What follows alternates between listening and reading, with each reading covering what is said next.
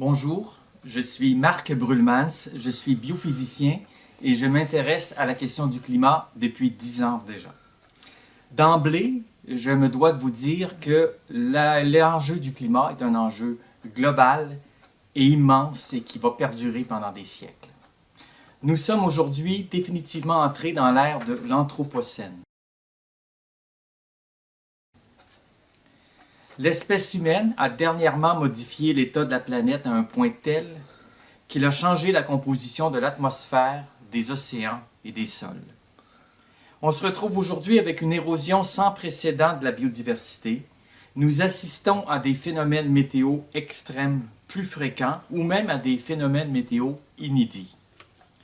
Bien que le problème de la perte de la biodiversité et celui du réchauffement planétaire constituent deux problèmes différents, dont nous sommes la cause, je n'aborderai ici que la question du climat, la plus prenante, car on ne joue pas avec la chaleur et avec l'énergie.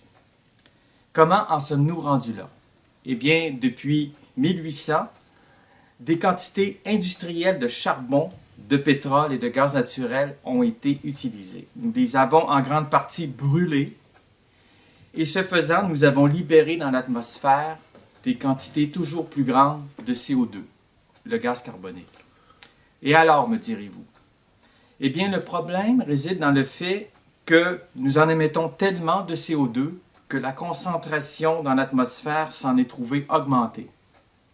Et que par conséquent, puisque le CO2 capte la chaleur, eh bien, notre couverture chauffante qu'est l'atmosphère devient de plus en plus chauffante, de quelques watts par mètre carré.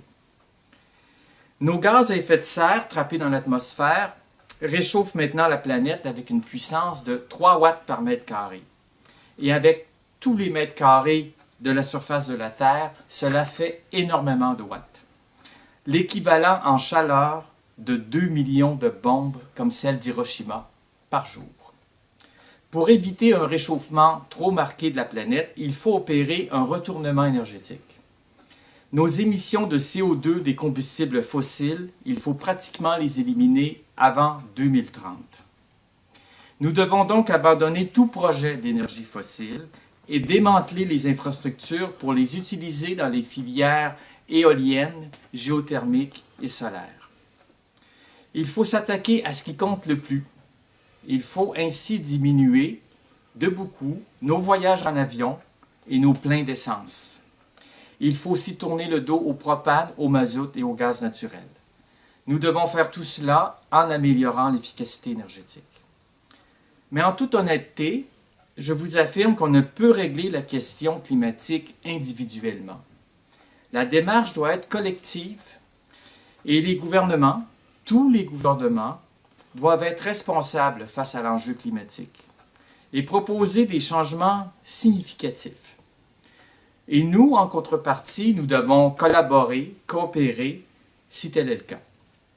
Ainsi, nous pourrons espérer un mouvement universel qui va viser la préservation du climat. Nous devons donc quitter des concepts dépassés, comme celui du développement durable, pour migrer vers un état d'austérité joyeuse, pourrais-je dire, soutenable et équitable pour tous. Pourquoi pas? Merci beaucoup.